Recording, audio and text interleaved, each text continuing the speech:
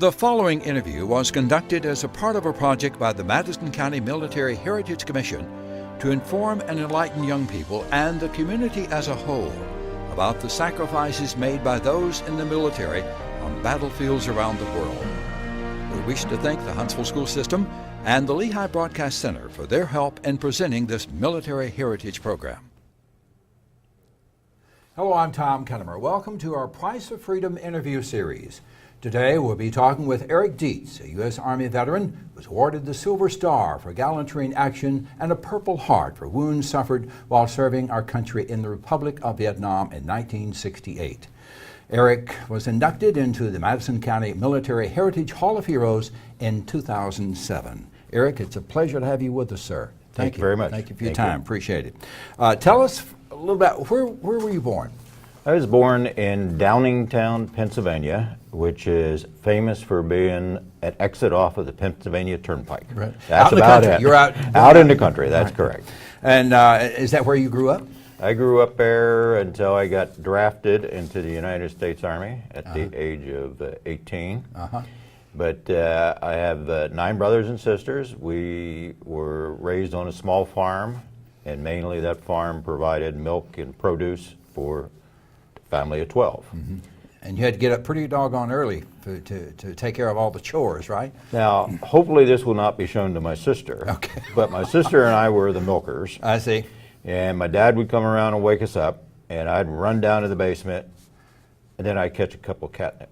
Meanwhile, she'd be sleeping, and my dad would come around and wake her up again. So finally, we'd get out there and milk the cows. That's correct. Now, you say you were drafted. Is that correct? I was drafted. I made a mistake back in the 60s, which you should not make, of dropping out of college. And so, yes, I got my draft notice. Now, talk a little, did you have any interest in the military before you were drafted, or had you thought about maybe joining up or becoming an officer in the military, or what? I had an Air Force recruiter come see me and say, you know, you're going to get drafted. And you're an engineer, and maybe you ought to build airfields in Vietnam instead of being a grunt. And I said, no, I'm not really interested. All right, tell us about, you started out as an enlisted man. Tell us about going through basic. What was that like for you? Well, basic training was another big family event from my perspective, coming from a big family. And it was very different from civilian life, but at the same time, it was physical. It was working along with a lot of people. So I had a good time in basic training. I thought it prepared me well for going on to advanced individual training. I went from basic training in infantry over to combat engineer as a PFC. I mean, you were in already pretty good shape working on that farm, right? That helped a little bit, I guess, right? That's correct, I was. Talking about your family, Eric, there's an interesting story to your middle name. Tell us how that came about. My father made it over to WW2 a little late, but he went into Italy in that campaign. And his best friend, his foxhole buddy as they're called at that time, was a gentleman by the last name of Correll, C-O-R-R-E-L-L. And so my dad made it back. I was the first child after WW2 for them, and he honored his foxhole buddy by giving that middle name to me. That last name to me is a middle name. Eric Correll Deets. Eric Correll Deets, that's correct. All right, tell us a little more about your duties in the Army. After you got out of boot camp, tell us how things progressed from there. I went to combat engineer training up in Fort Leonard Wood, and at the end of that training, I was a PFC combat engineer on orders for Vietnam. And so I went to see the first sergeant. And I think the first sergeant must have had a quota for OCS. But anyway, he said, why don't you go to engineer OCS and be a lieutenant? I said, okay, but how long do I have to wait? And he said, well, there's at least a 6-month holdover. I said, what do you have starting on Monday? This was a Friday afternoon.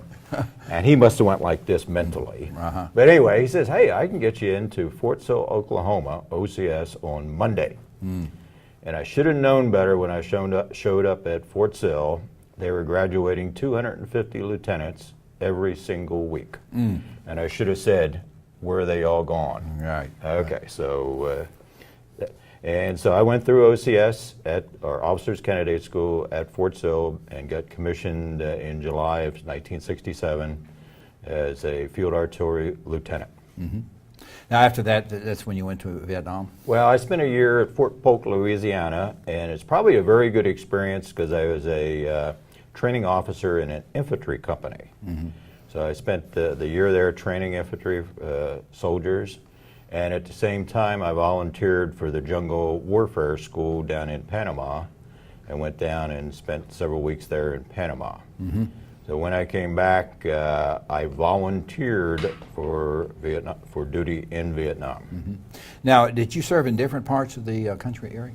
In Vietnam? In Vietnam, I was with the Big Red One, which was northwest of Saigon. Mm-hmm. Occasionally, if another unit got in trouble somewhere in Vietnam, they would stick us on helicopters or C-130s, and we would go reinforce. So in that sense, I got to visit different areas. Mm-hmm. In actuality, what happened was, I think I got a hot LZ in almost every different type of aircraft the Army had. A hot LZ meaning holes were appearing in the fuselage. Yes. Now tell us about your daily routine in a combat zone and exactly what were your duties? I was a artillery forward observer with a combat infantry company. So my job was to go out with the infantry company, and when they got into contact with the North Vietnamese, I would call in artillery or mortars, gunships, air support, etc. Mm-hmm. The only difference between an infantry, a U.S. infantry company and a North Vietnamese infantry company was the fire support. Mm-hmm. They had the same weapons, same number of people, and they may have even known the terrain a little bit better than we did. So the number one target for the North Vietnamese when we got in contact was the artillery forward observer. I see. So I had a big target painted on my back. Now, when you had some free time, say after a mission, what did you and the guys do for relaxation? Like WW2, lieutenants didn't last very long in combat. The average lifespan of a lieutenant in a combat unit was 30 days. So you didn't really get to know them by first name basis. But you would certainly go to the club, have a couple drinks. You would try and catch a show if one was available. But in an infantry company, you used to get 3 days off in between missions. So a mission would last 5 to 7 days. You'd be told you were going to get 3 days. But we all learned by the end of day one, we were now on strip alert. And so strip alert was 100 guys lining the strip, waiting for helicopters to come in and take you out to a downed aircraft. Either an Air Force plane or a Army helicopter. And by day two, you were on your way back in to pick up somebody or pick up an aircraft. It was a really busy time. You didn't get a lot of downtime. Eric, when you were out in the field on a mission, did you sleep in tents? Or did you sleep under vehicles? On the ground? How did that work out? We air mobiled into every mission that we went on to, so we would load up in Like or another base camp and fly into a landing zone, LZ. The company commander and I were always on the lead ship, and so we would be sitting on the opposite sides of the helicopter on the skids and leap off, and probably 1/3 to 1/2 of our missions were into a hot LZ. So I was already calling it an artillery mission before I got off the helicopter.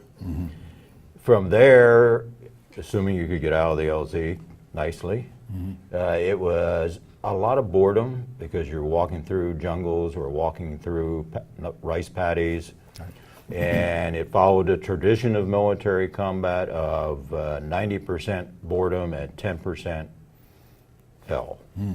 So that was basically how it went. And we fought a lot in jungles. You couldn't see more than about 10 yards ahead of you.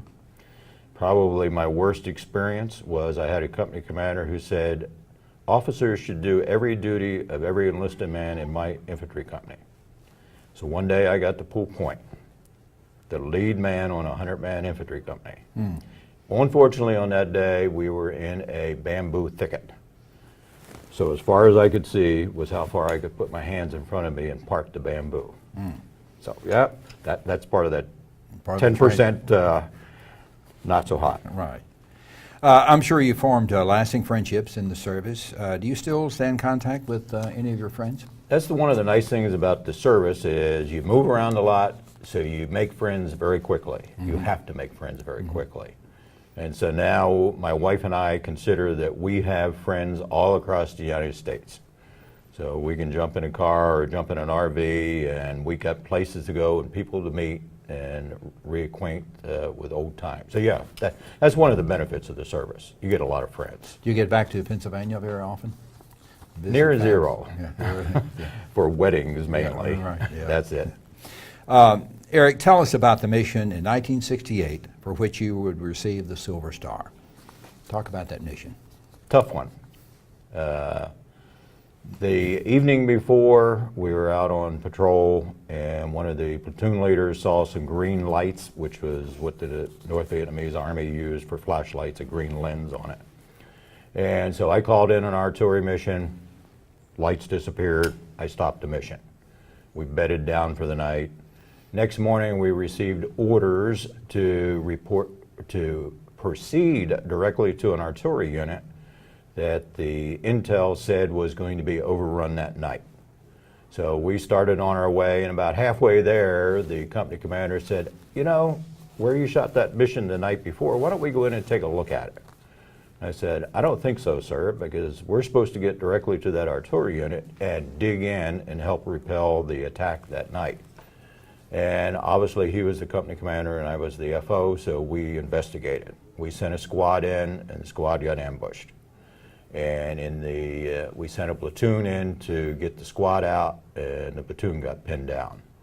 And then we took the whole company in, and much to our dismay, we found out we were up against a North Vietnamese battalion. So we were outnumbered 3-1, and it was a classic U-shaped ambush. And when we were inside of it, they closed the door. So for the next 4 hours, we were surrounded, pinned down, and I had an artillery mission going before I even got inside the U-shape. So I had the artillery in pretty close, but it was bad, and I called the artillery into what is called danger close, within 25 meters of the friendlies. And I would keep moving the artillery around the outside, trying to form a wall of steel around the very small perimeter we had. About a half hour into it, the division commander showed up, a 2-star showed up in his helicopter because he was concerned. Within about an hour, we had the corps commander floating above us. And by the end of hour 1.5, we had the MACV commander, the 4-star, circling above us. And their fear was this was going to be the first time that a U.S. infantry company was wiped out entirely by an ARVN unit. After about an hour, the Corps commander called a broken arrow. Broken arrow was the code word in Vietnam for a unit's about to be overrun. They get all available fire support in theater. So I already had the artillery gone. The Army gunships were rolling in, and at that point I had Air Force and Navy close air support stacked up above me, and we slugged it out for 4 hours. And that particular day, that was the longest continuous danger close mission fired in the 1st Infantry Division. 4 hours long, 4,000 rounds, and between the napalm and the 250-pound bombs and the 20 mics off of the gunships, we pretty much took it to a draw. They couldn't retreat, and we couldn't retreat. Now, I was the target. I kept moving around the perimeter, trying to adjust artillery. And I had one of those love-hate relationships with the infantryman. He loved to have me there because I was the guy keeping the wall of steel around him. Right. But he hated to have me right next to him because I drew fire. And so all during the day, the North Vietnamese were tossing hand grenades in, shooting RPGs, and I got wounded numerous times, but they were minor wounds at that point. But finally, they caught me with an RPG to the head, and it was lights out. Now, the rule was that if you did not have a trained artillery observer, you could not fire danger close. So they shut the mission down, and the 18 guys that were left melted into the jungle. Again, what part of the part of Vietnam was this? This was northwest of Saigon in a place called the Hobo Woods. Okay. How it got that name, I'm not sure, but it was not jungle, but it was dense woods. Eric, how would you describe to young people what it's like to serve in war, and the thoughts of you have possibly being killed or wounded in battle? And of course, you certainly endured that. Let's see. I think everybody I knew was constantly afraid. But the difference for a soldier is controlling that fear and doing your duty. So I can assure you I was afraid nearly every day that I was in Vietnam. But you did your mission. The number of people who see combat in the military is only 1 out of 10. And the number of people who are in combat that come up against something like that's probably 1 in 10 of those. So I mean, it's a very small percent that ever have to face that. All those people behind me, all those artillerymen, all those logistics folks and everybody, we wouldn't have survived that if we hadn't had them. So all those people that were supporting us didn't run into that type of activity. Is it a little bit different today because there's no front to any of these wars? It's certainly a different. But so you had to accept being afraid. I mean, that's part of it. I think it's dangerous not to be afraid. Right. Yeah, if you get a crazy person out there who is not afraid, then you're going to get in trouble. Yeah. Now, I had a fearless recon sergeant. Fearless. I got a Silver Star for doing my job. And somebody thought it was above and beyond duty. Got that. My recon sergeant's job was to help me. When we were in contact, anytime we were in contact, he'd tap me on the shoulder about 20 minutes in, he'd say, "LT, you okay?" And I'd say, "I got it." He would go from there and he'd go up to the front lines, which is only 10 or 15 meters away, and he'd pick up a wounded guy, sling him over his shoulder, and carry him back to the back. And then he'd pick up ammunition and carry it forward to the front. This guy was 6'2", never got wounded. 2 Silver Stars, and never got wounded, and did it day in and day out whenever we got in contact. That's bravery. That is definitely above and beyond for a heroism, valor. Let's go from one extreme to another. What was your most fearful moment while serving in Vietnam, and what did you most enjoy being in country? The day I was awarded the Silver Star was really, really bad. Most of us thought that was the end of it. But I could tell you that there was plenty of other battles, firefights that were just as tough. They just didn't last as long, or we weren't surrounded. So those little terror moments where you're convinced you're going to die in the next couple of seconds happen quite often. But probably my most peaceful, beautiful moment was I got medevac to Japan. I came back and I had a couple of days to get back to the 1st Infantry. I went up on top of one of the hotels down in Saigon. Was having a drink up on top, wide open, no roof, and off to the west, way to the west of Saigon, that they were having an airborne jump. Beautiful little parachutes floating down out of the sky, peaceful as anything, and you couldn't hear it from way back there. That was a beautiful moment. So it happens. It stuck with you, didn't it? That's well, right. Tell us about being wounded, a little more about that experience. How long did your recovery take?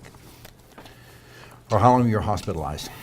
Let's see, there were so many wounded in KIA that day that both the 25th Infantry and the 1st Infantry were medevacing the wounded in KIA.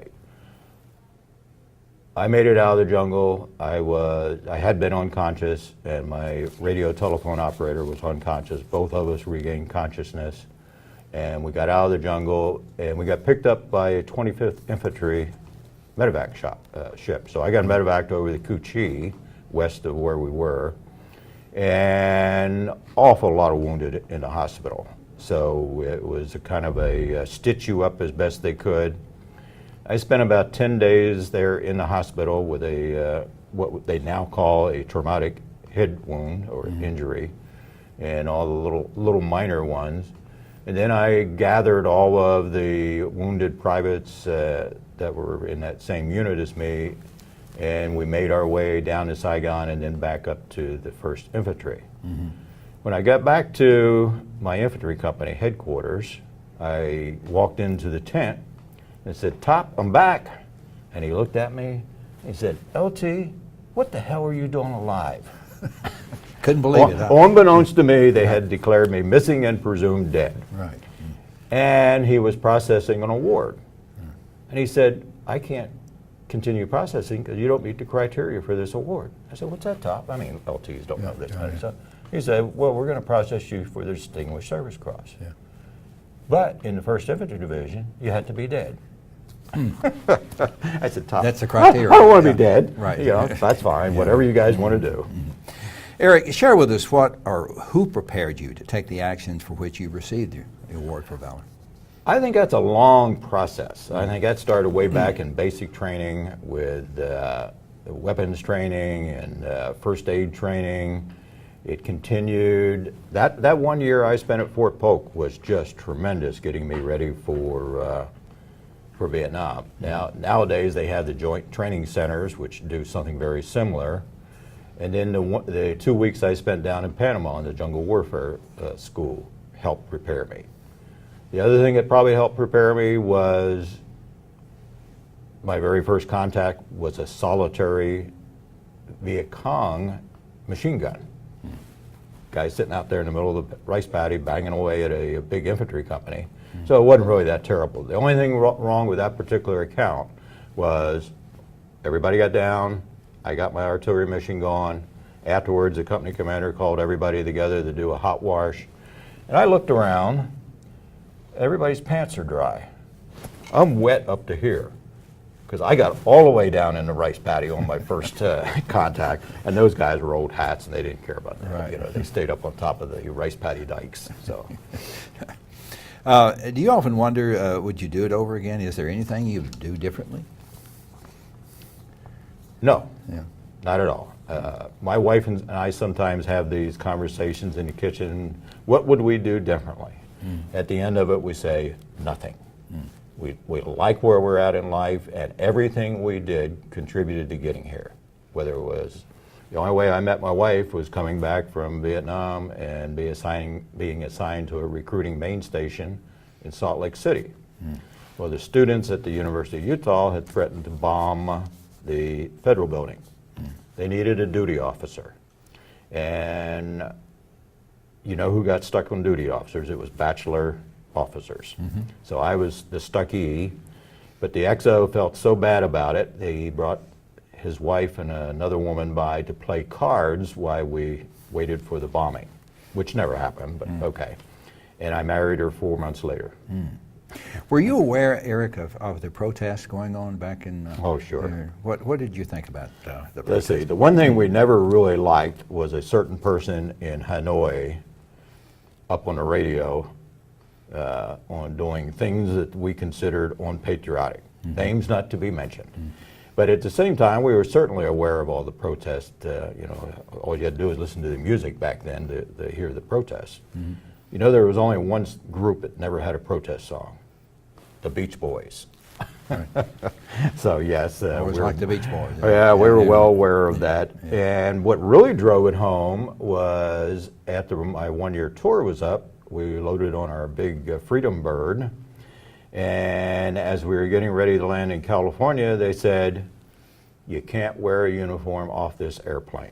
You have to change into civilian attire. Is that right? Absolutely. They weren't going to let us off that airplane. So yeah, that happened. And that was in, what, San Francisco? Or That was Sacramento. Sacramento, yeah. Yes. A lot of protests going Close on. enough to San Francisco. Right. Now, let's go back just a moment. How long, after you were wounded and came back, how long did you stay in Vietnam after that? Did you another tour or what? No, I made it back from the hospital, and there were only, like I said, about 18 guys left out of the infantry company. Well, they pushed a bunch of reinforcements in, or replacements. Company commander had gone away, and so they made me the infantry company commander. And I had nobody over the rank of PFC. So we called ourselves the PFC Rangers, and they sent us out, and because they were somewhat embarrassed by what happened, we stayed out there for 30 days straight. So there I was, an infantry company commander, forward observer, and I did not know it, but I had dysentery at that point. And they misdiagnosed it. It turned into amoebic dysentery. And when they finally got an infantry company commander to replace me, I got on the ship and said, take me to Saigon. I went into a hospital there, and they said, you got 72 hours to live. That's how bad this is at this point. So I stayed about 12 hours there in Saigon, and then they medevaced me to Japan. Which was a good thing, because I had the honor of being a few people who saw Bob Hope and his troop twice in the same tour from 2 different hospitals. Wow. So I saw him in Saigon, then I saw him up in Japan again. So I got medevaced up to Japan and treated and recovered there, and then sent back to Vietnam, and then finished my tour out in Vietnam. I was actually on order, facing the orders of going back to Vietnam for a second tour, but I always told everybody the most hopeless feeling in the whole world is to be in a helicopter and watch the bullet holes appear in the fuselage, because you can't do anything about it. Right. So I told myself, if you're going to go back, be a pilot, Be a pilot. because they have armored seats. Right. Not that it protected everyone, but okay. It So 2 years later, I was ready to go back, and I applied for flight school, got accepted, and I was ready to go. And my assignments officer said, whoa, wait a minute, you're a engineering physicist, and our nuclear program in Europe is in the toilet because of Vietnam, Right. and we want you to go over there and help fix it. And my wife went, yes! Very happy at that moment. She was very happy at that moment, so I didn't make it back. Yeah. Eric, are there cases where someone in the military during a war could be deserving of an award for valor, but for whatever reason it could not be documented? Oh, sure. There was, from my perspective, there was lots of occurrences. First of all, at that point, lots of people get killed. So you could have your squad leader or platoon leader get killed, and there was nobody left to document what happened. Right. My case also, because I was medevaced out and gone. But I think that the award system is fair. I think probably 98% accurate, and you have people who slip through the. I think there's some that get it, and some that don't. That shouldn't have. They should not. They should have. So okay.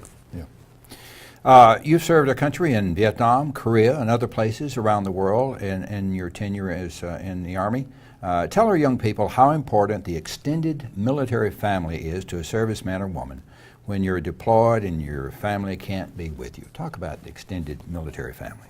Well, my unaccompanied tour, i.e. my wife could not go with me, was with the 2nd Infantry Division in Korea. And so from a family separation perspective, it was bad. But at the same time, didn't have email back then, so you got an occasional call. Letters were so important, so letter writing back and forth. But you knew your family was there. So I mean, that was important, and what you were doing there in Korea or wherever you may be was also important. It was probably some of the best training that I ever did, because we didn't have families with us, and that's about all we did was train. So, yes. Yep. Eric, have you visited the Vietnam Wall in Washington? Do you have friends whose names are on the wall? I made it a point to go there specifically to see that monument, and I went to, and it's by date, So I went to my date, 5 October, and looked at all the names of the people that were killed in action on that particular day. So yes, I know that wall. I know the wall and I know the names that are on it.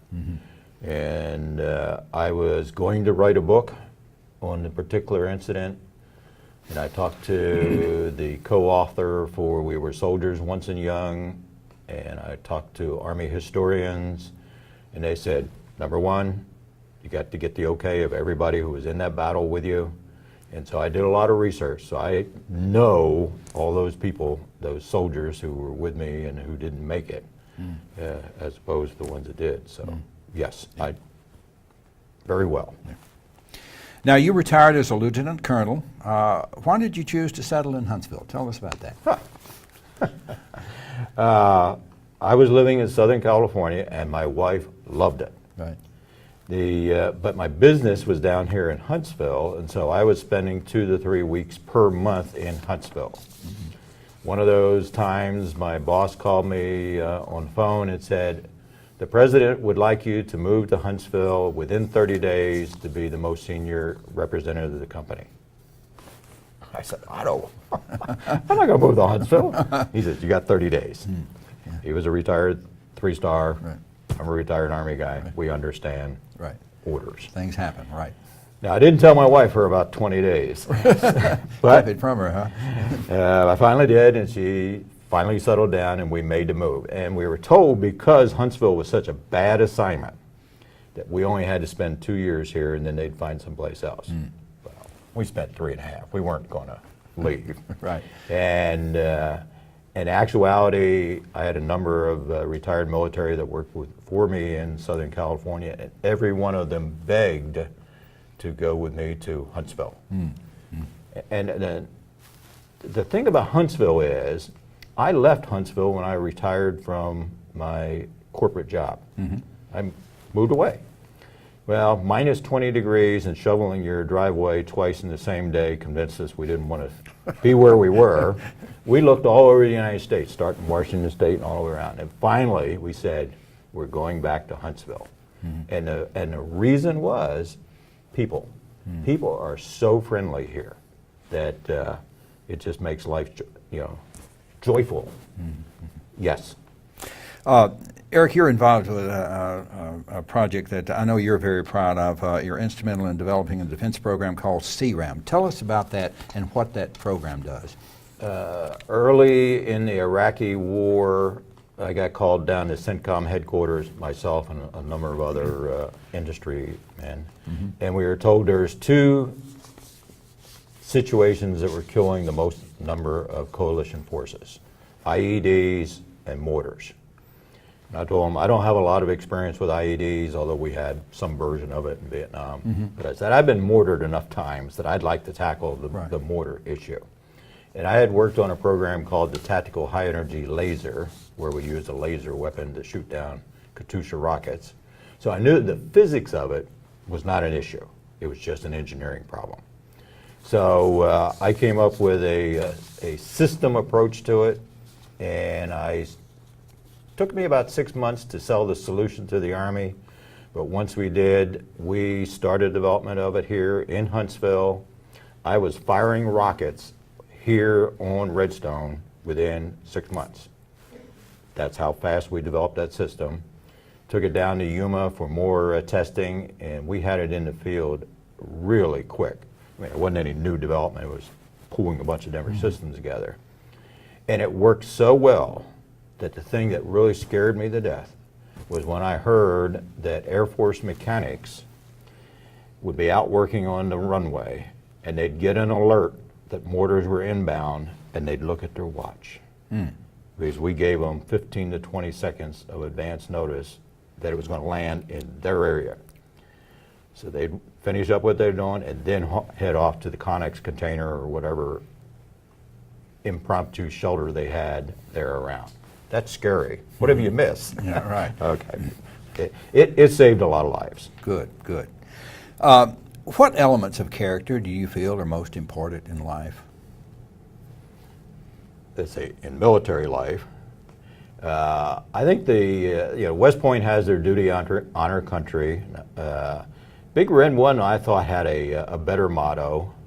No mission too difficult, no sacrifice too great, duty first. And once you get ingrained with that, there is nothing that you can't do or won't do in a military career. Now, at the same time, when you go through Ranger School and you graduate from there, you know that there's nothing you can't do. So between the two of them, yeah, that's, I'd take any assignment anywhere in industry or military, given those parameters. Right. Duty, yeah. What would you like for young people to learn and hopefully remember from your military experience?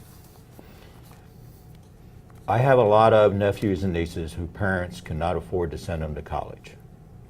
And I encourage every one of them to go into the National Guard or Reserve, apply for ROTC or ROTC scholarship, and come into the service that way. I have a nephew on my wife's side who is 40 years old and still paying student loan. I have a nephew in Afghanistan, first lieutenant, who doesn't have any student loans because the Army paid for him. Took me 10 years to finish my undergraduate at nighttime. The Army paid for it. Paid for my graduate training. Paid for me to start a PhD. Education is one of the really big benefits that you get out of the Army. Army's paying for it, benefits you, the Army, while you're in the service, and it certainly prepares you for post-Army career. Life ahead, right. Yeah. Oh, yeah. Yeah. Eric, thank you for participating in our Price of Freedom interview series and allowing us to preserve your military experience for the people of this community. And thank you, sir, for your service to our country. It's my pleasure. Thank you very much. Thank you, sir. If you'd like more information regarding this interview or any interview in our Military Heritage series, please contact the Madison County Military Heritage Commission website at mcmhc.org.